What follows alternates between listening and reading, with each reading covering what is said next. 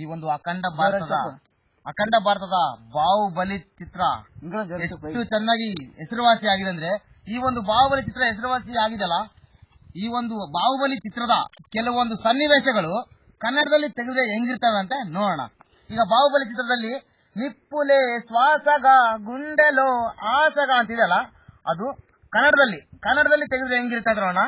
ಬೆಂಕಿಯೇ ಉಸಿರಾಗಿ ಎದೆಯಲಿ ಆಸೆಯಾಗಿ ತಲೆಗಳೇ ಉರುಳಿ ಹೋದರು, ಆವಿಯಾದ ನಿನ್ನ ಕಣ್ಣೀರು ಭಾರವಾದವ ನಿನಗೆ ಬೇಡಿಗಳು, ರಾಜ್ಯವೇ ಬೆದಿರಿ ಬಿಡು.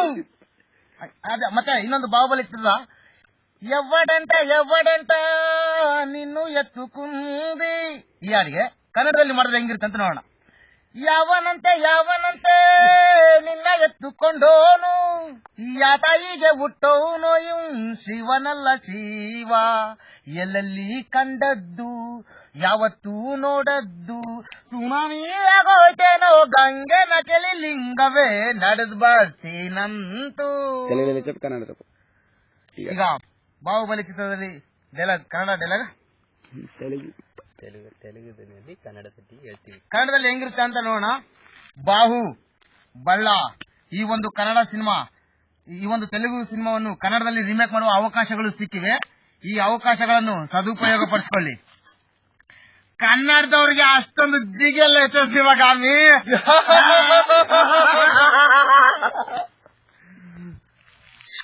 ಕಟ್ಟಪ್ಪ, ಕನ್ನಡದವ್ರ ಬಗ್ಗೆ ಕೇವಲವಾಗಿ ಮಾತಾಡೋರ್ನ ರಕ್ತದಿಂದ ತೊಳೆದು ಬಿಡು. ಅದೇ ರೀತಿಯಾಗಿ ಬಾಹುಬಲಿ ಚಿತ್ರದ ಕಾಲೇಕಯನ ಡೈಲಾಗು ಕನ್ನಡದಲ್ಲಿ ನೋಡಿದ್ರೆ ಹೆಂಗಿರುತ್ತೆ ಅಂತ ನೋಡೋಣ.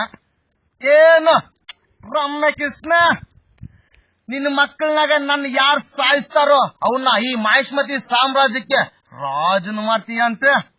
ಅಕಸ್ಮಾತ್ ಅವ್ರು ನನ್ನ ಕೈಯ ಶಾಸ್ತ್ರ ನಿನ್ನ ರಾಜನ ಆಕ್ರಮಿಸಿ ನಿನ್ಗೊಂದ್ ಮಗುನ ಜನ್ಮ ಕೊಡ್ತೀನಿ, ಅವನ್ ಬೇಕಾದ್ರೆ ರಾಜನಾಗ ಮಾಡ್ಕೊ.